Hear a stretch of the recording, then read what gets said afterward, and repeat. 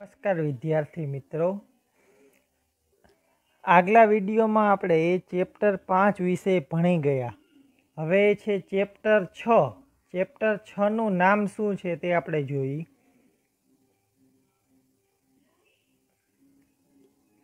त्रिकोण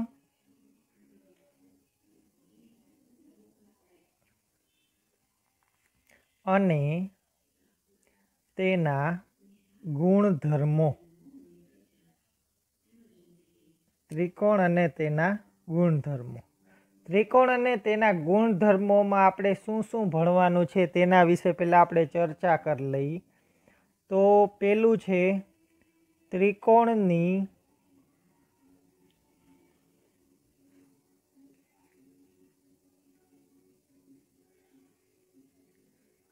मध्यगा। पछी बीजुं छे त्रिकोणनो वेध। त्रिकोणनो वेध।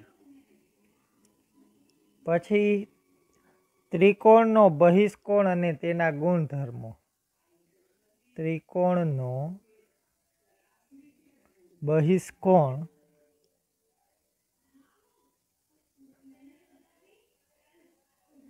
अने तेना गुणधर्मो। गुणधर्मो गुणधर्मो ने त्रिकोणना तणे खूणाना मापनो सरवाळो। त्रिकोणना त्रणेय खूणाना मापनो सरवाळो।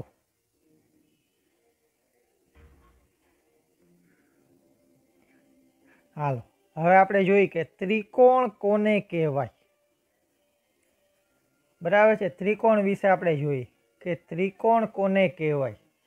तो आपणे बधाए त्रिकोण तो जोयो ज हशे के त्रिकोण आ प्रकारे होय।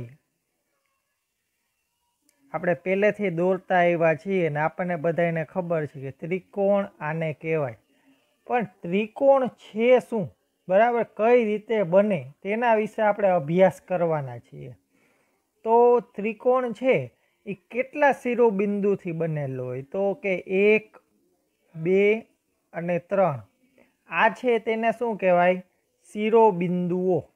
શિરોબિંદુને આપણે નામ આપી દઈએ કે A, B અને C. તો બરાબર, A, B અને C એના શું છે? શિરોબિંદુ. અહીંયા હું બાજુમાં લખી નાખું છું. ત્રિકોણના 3 શિરોબિંદુઓ A, B અને C છે. બરાબર છે. હવે ત્રિકોણ આપણે દોર્યો તો A થી આપણે B જોઈન્ટ કરીએ, બરાબર, પછી B થી C જોઈન્ટ કરીએ અને A થી C જોઈન્ટ કરીએ. તો આ જે જોઈન્ટ કરેલા છે A થી B, તો એને શું કહેવાય? બાજુઓ.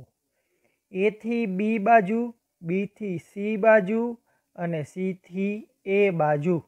તો આપણે લખી નાખીએ કે ત્રિકોણમાં 3 બાજુઓ હોય છે. 3 બાજુઓ હોય છે. કઈ કઈ 3 બાજુ? પેલા AB, પછી BC અને AC અથવા CA, ગમે એમ તમે લખી શકો. બરાબર. હવે જો ધ્યાન રાખો, જો ઉપર કેની નિશાની કરેલ છે? રેખાખંડની. બરાબર, ધ્યાન રાખજો, રેખાખંડની નિશાની કરેલ છે. એનું કારણ શું? કેમ કે તેનું માપ હોય છે. બરાબર, એટલે કે A થી B સુધીનું, B થી C સુધીનું અને C થી A સુધીનું. એટલે એને શું કહેવાય? રેખાખંડ AB, રેખાખંડ BC અને રેખાખંડ AC. આ શું થઈ? તેની 3 બાજુઓ. હવે તેની ઉપરથી ત્રિકોણની અંદર ખૂણા કેટલા બને છે તે આપણે જોઈએ. તો આ પહેલો ખૂણો, આ બીજો ખૂણો અને ત્રીજો ખૂણો. તો ત્રિકોણમાં 3 ખૂણા હોય છે. 3 ખૂણા હોય છે. ક્યાં ક્યાં ખૂણા? તો ખૂણો એ, અહીં જો ખૂણાની નિશાની કરવાની, ખૂણો બી અને ખૂણો સી. બરાબર, આ થઈ ત્રિકોણની થોડીક સમજ થઈ. હવે આપણે જોઈએ એની ઉપરથી ત્રિકોણની મધ્યગા. બરાબર છે, ત્રિકોણની આપણે મધ્યગા જોઈ તો ત્રિકોણ છે તેની મધ્યગા કેટલી હોય અને મધ્યગા કોને કહેવાય તેના વિશે આપણે જોઈએ.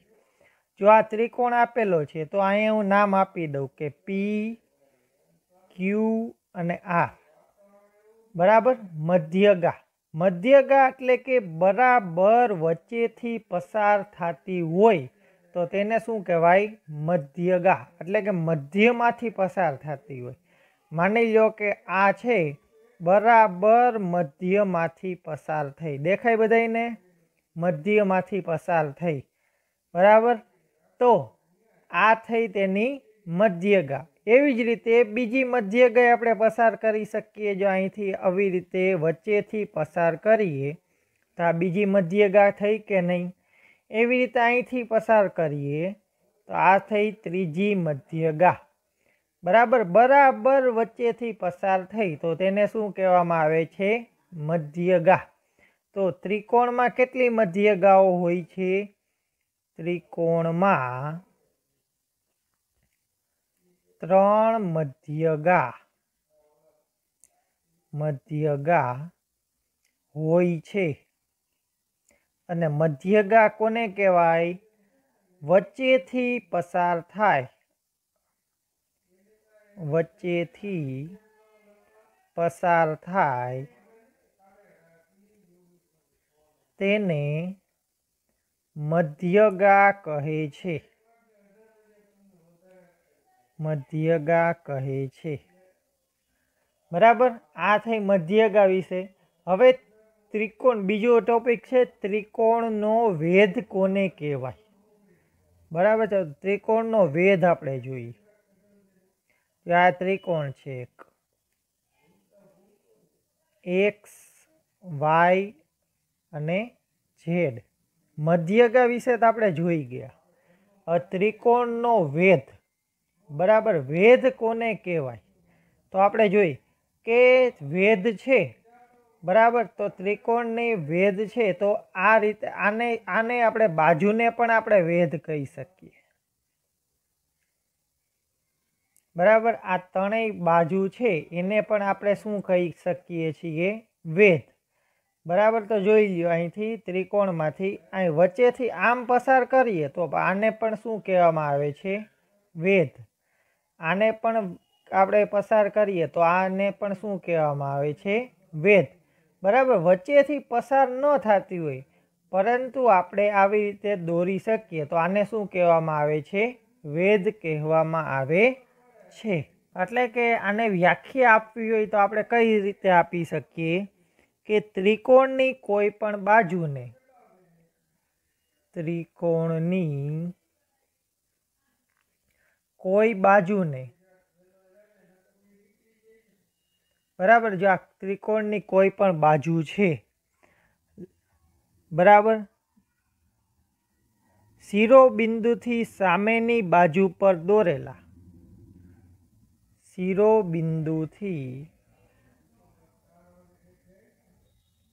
સામેની બાજુ પર, એટલે કે શિરોબિંદુ છે એક, એનાથી સામેની બાજુ જે દોરેલા, વચ્ચેથી પસાર કરવાનું આમાં હોતું નથી, પરંતુ જો ત્રિકોણથી સામેની બાજુ દોરેલા એટલે એક્સથી આપણે ઝેડ સુધી લઈ શકીએ, એક્સથી વાય સુધી લઈ શકીએ, વાયથી ઝેડ સુધી લઈ શકીએ, વાયથી એક્સ સુધી લઈ શકીએ. બરાબર, તો શિરોબિંદુથી સામેની બાજુ પર દોરેલા, સામેની બાજુ પર દોરેલા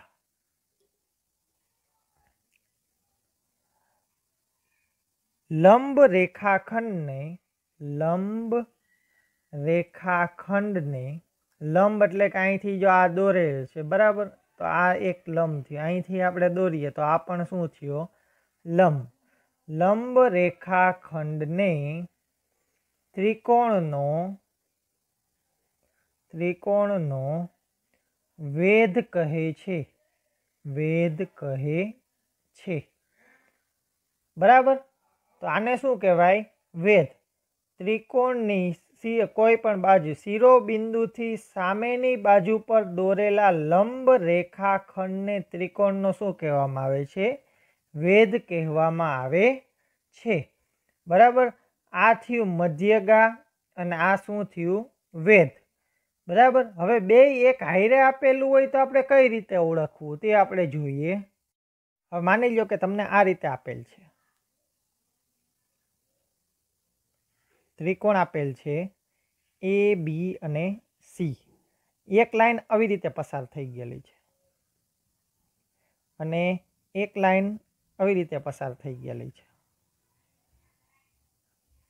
બરાબર, તો આમાંથી ત્રિકોણનો વેધ કોને કેવો અને મધ્યગા કોને કેવી એ આપણે જાણતા હોવા જોઈએ. જો ત્રિકોણના બરાબર જે વચ્ચેથી પસાર થયું સામેના બિંદુ ઉપર, બરાબર પાયા ઉપર જે પસાર થયું છે, તો એને શું કહેવામાં આવે છે? મધ્યગા. અને આ જે પસાર થઈ છે તેને શું કહેવામાં આવે છે? તેનો વેધ કહેવામાં આવે છે. વેધ અને મધ્યગા. હવે આગળ આપણે જોઈએ કે ત્રિકોણનો બહિષ્કોણ કોને કહેવાય? ત્રિકોણનો બહિષ્કોણ. ત્રિકોણનો બહિષ્કોણ કોને કહેવામાં આવે છે? તો આ ત્રિકોણ છે એ બી અને સી, તો આમાં બહિષ્કોણ કોને કહેવાય તે આપણે જોઈએ. કે ત્રિકોણ વિશે તો આપણે જાણી ગયા, હવે આને બહિષ્કોણ કોને કહેવાય? બરાબર, તો બહિષ્કોણ કોને કહેવાય? તો ત્રિકોણનો જે આ રેખા છે, બરાબર રેખાખંડ છે, તેને આપણે લંબાવીએ આ રીતે, બરાબર, તો તેને શું કહેવામાં આવે છે? બહિષ્કોણ. પછી અહીંથી આમ લંબાવવામાં આવે તો પણ આને અહીં આપણે શું મળે છે? બહિષ્કોણ. એવી રીતે અહીંથી અને અહીંથી, બરાબર બે બાજુથી લંબાવે તો આ બે શું આપણને મળી જાય છે? બહિષ્કોણ. એવી રીતે અહીંથી, બરાબર, અને અહીંથી આ આપણને શું મળે છે? બહિષ્કોણ મળે છે. હવે જોઈ કે એની વ્યાખ્યા આપવી હોય તો આપણે કઈ રીતે આપી શકીએ? કે ત્રિકોણની કોઈ એક બાજુને લંબાવતા, ત્રિકોણની આ એક બાજુ છે, ત્રિકોણની બાજુને લંબાવતા, ત્રિકોણની જે એક બાજુ છે તેને આપણે લંબાવીએ, બરાબર, લંબાવતા ત્રિકોણનો બહિષ્કોણ મળે છે. ત્રિકોણનો બહિષ્કોણ મળે છે. બહિષ્કોણ મળે છે. બરાબર, ત્રિકોણની બાજુને લંબાવી એટલે ટોટલ આપણને કેટલા બહિષ્કોણ મળ્યા? 1 2 3 4 5 અને 6 બહિષ્કોણ આપણને મળે છે. બરાબર, કેટલા મળે છે આપણને? બહિષ્કોણ 6 મળે છે.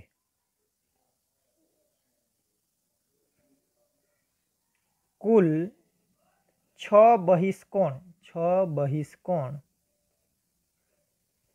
મળે છે. કેટલા બહિષ્કોણ મળે? કુલ 6 બહિષ્કોણ આપણને મળે છે. એટલે કે એક શિરોબિંદુ હોય એમાંથી કેટલા બહિષ્કોણ આપણને મળે? 2. બીજો શિરોબિંદુમાંથી 2 અને ત્રીજા શિરોબિંદુમાંથી આપણને 2 બહિષ્કોણ મળે. એટલે 2 ને 2 4 ને 2 6. એટલે ત્રિકોણને કુલ કેટલા બહિષ્કોણ આપણને મળે છે? 6 બહિષ્કોણ મળે છે. હવે ત્રિકોણના બહિષ્કોણનું માપ કેટલું હોય છે તે આપણે જોઈએ. કે ત્રિકોણના બહિષ્કોણનું માપ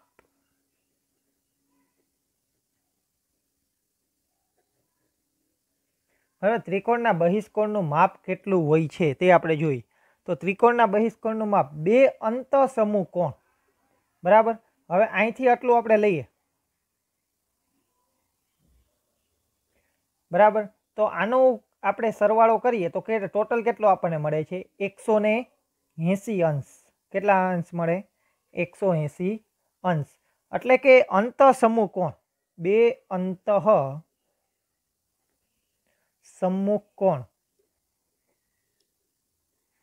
કોણ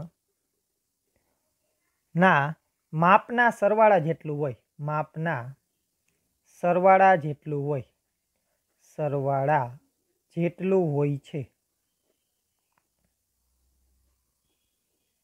બરાબર। બે અંત સમૂહકોણના માપના સરવાળા જેટલું, એટલે કે આ બે અહીંયા આપ્યા હોય, બરાબર, અંત સમૂહકોણ, બરાબર, અંત સમૂહકોણ આપ્યા હોય તો આ બેયના જેટલો માપ થાય, બરાબર, બેયના સરવાળા જેટલું, એટલું આ બહિષ્કોણનું માપ થાય છે, બરાબર। તમને અહીં 40 અને 50 આપ્યા હોય તો અંત સમૂહકોણના સરવાળાનું બહિષ્કોણનું માપ કેટલું આપણને મળી જાય છે? 40 ને 50 90, બરાબર, ધ્યાન રાખજો।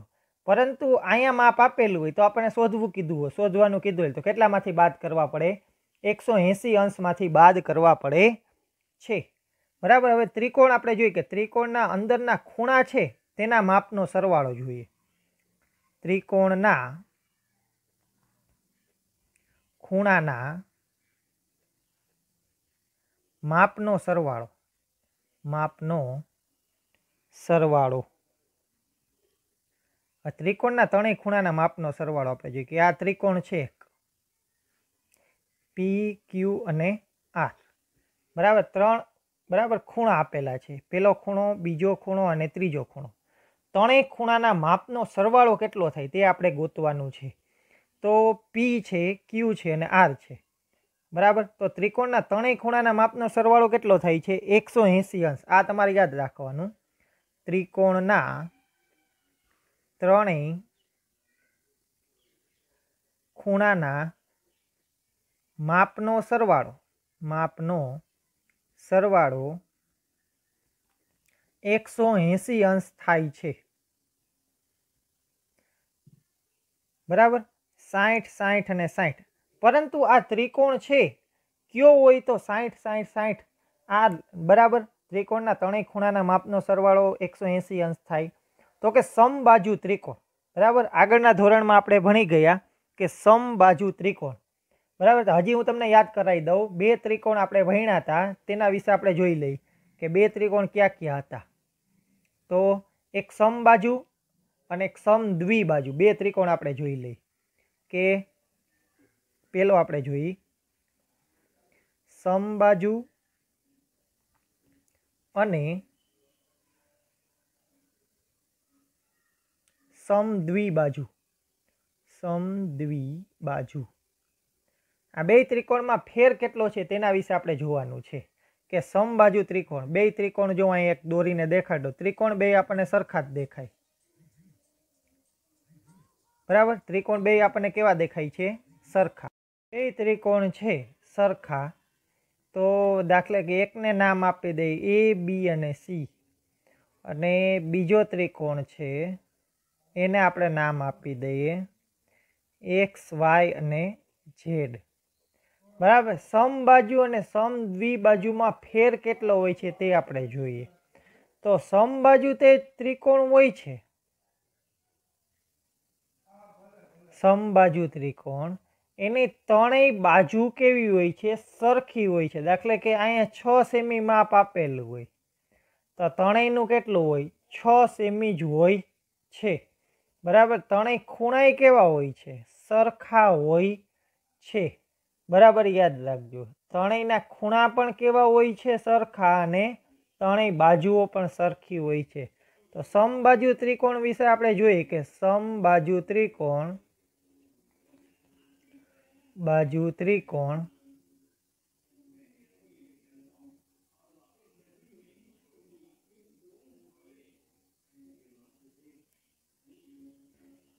તેના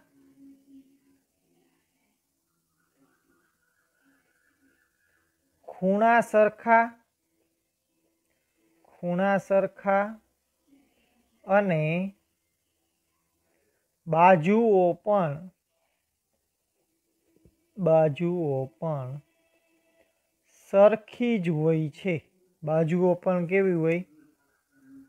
સરખી હોય છે, બરાબર। ત્રણેયના ખૂણાય સરખા હોય અને ત્રણેયની બાજુ પણ કેવી હોય છે? સરખી। જ્યારે સમદ્વિબાજુ ત્રિકોણ હોય, બરાબર, તેની બે બાજુ સરખી હોય, જે બે બાજુ છે તે સરખી હોય છે અને એક બાજુ કેવી હોય છે? अलग होय छे।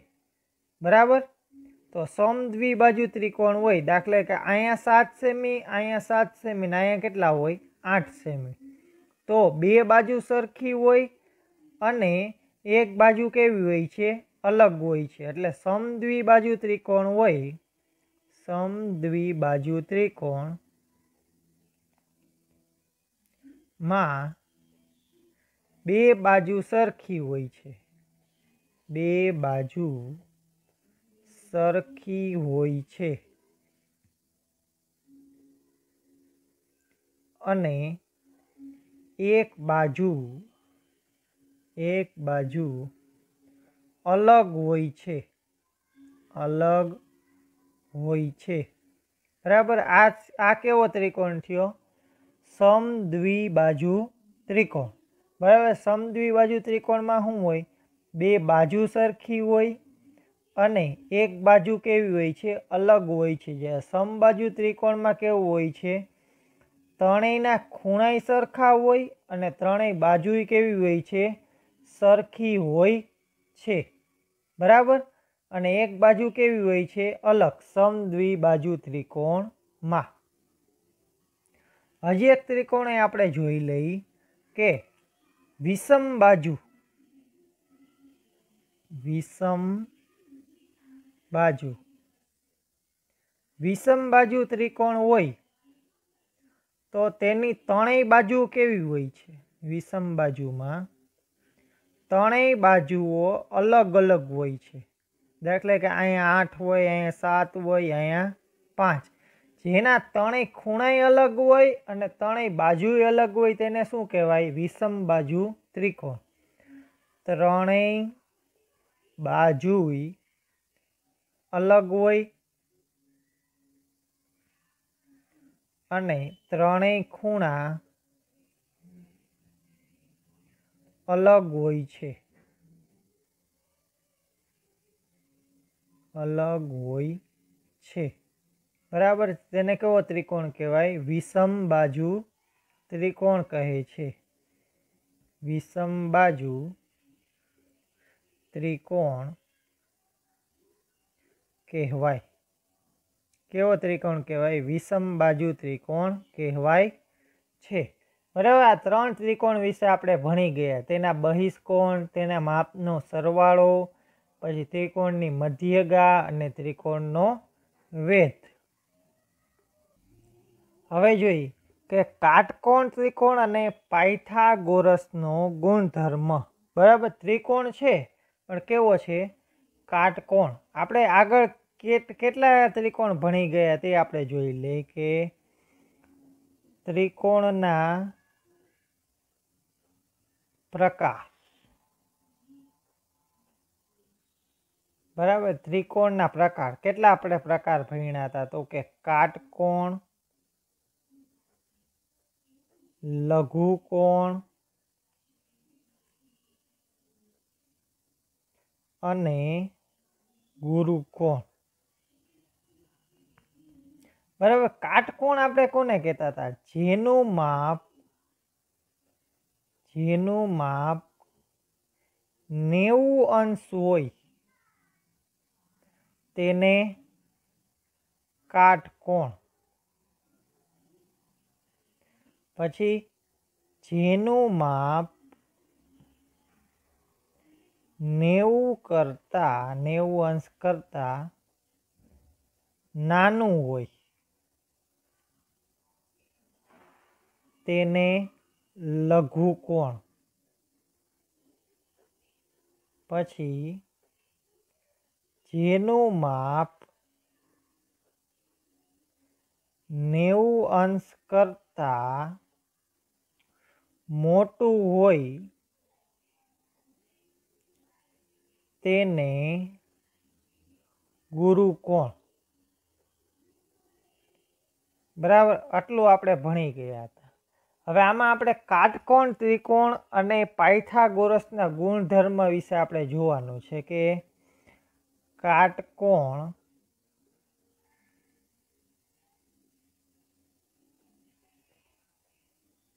त्रिकोण अने પાયથાગોરસનો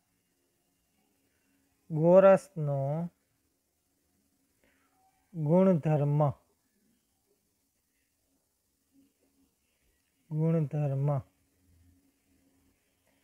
તો કાટકોણ ત્રિકોણ છે તો કાટકોણ ત્રિકોણ કઈ રીતનો હોય? આ રીતે હોય, બરાબર વચ્ચેથી આ રીતના 90 અંશ હોય તો આને શું કહેવાય? કાટકોણ ત્રિકોણ, બરાબર.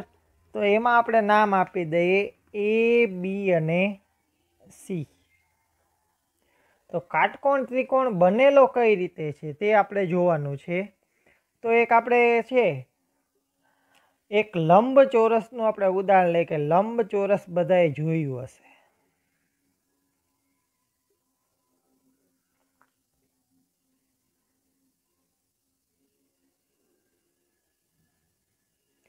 બરાબર, લંબચોરસ છે, બરાબર. એના બધાય ખૂણા કેટલાના હોય? 90 અંશના હોય. 90 અંશ, 90 અંશ, 90 અંશ અને 90 અંશ, બરાબર. હવે આ લંબચોરસ છે તેને આપણે વચ્ચેથી આપણે આ રીતે ભાગ કરીએ, વચ્ચેથી જો ભાગ કરવામાં આવે, બરાબર, તો આ રીતનો આ ત્રિકોણ મળી જાય છે કે નહીં?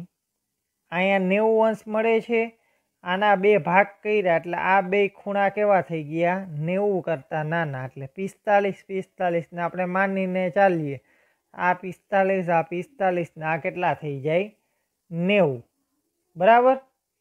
હવે આપણે જોઈ કે આ બાજુ છે અને આ બાજુ છે, બરાબર. તો આ સામેની બાજુ, આ 4 બાજુ આની અંદર છે, 1 2 3 અને 4, 1 2 3 અને 4. તો આને આપણે શું કીધું હતું? વિકર્ણ. આગળના ધોરણમાં આપણે ભણી ગયા. આને આપણે શું કીધું હતું? વિકર્ણ.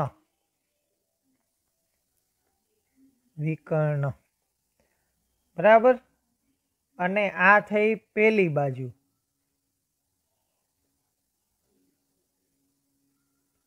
અને આ થઈ બીજી બાજુ. પેલી બાજુ અને બીજી બાજુ. હવે આના ઉપરથી આપણે પાયથાગોરસનો ગુણધર્મ જોવાનો છે, બરાબર. તો પાયથાગોરસના ગુણધર્મમાં શું કીધેલ છે? કર્ણનો વર્ગ બરાબર સામેની બાજુ. કર્ણની બરાબર સામેની બાજુ કઈ થઈ? આ. તો આપણે એમ લખવાનું, સામેની બાજુનો વર્ગ, સામેની બાજુનો વર્ગ પ્લસ પાસેની બાજુ. કર્ણની પાસેની બાજુ આ થઈ એટલે પાસેની બાજુનો વર્ગ, બરાબર. કર્ણ છે એ કેટલો છે? 80. તો આપણે લખવાનું 80 નો વર્ગ બરાબર AB નો વર્ગ પ્લસ BC નો વર્ગ. આ શું થયું? કાટકોણ ત્રિકોણ અને તેના પાયથાગોરસનો ગુણધર્મ. એટલે કે આ પાયથાગોરસનો આ શું થયો? ગુણધર્મ થાય છે, બરાબર. તો આપણે અહીં થિયરી વિશે ચર્ચા કરી ગયા. હવે આગલા લેક્ચરમાં આપણે દાખલા વિશે ચર્ચા કરવાના છીએ.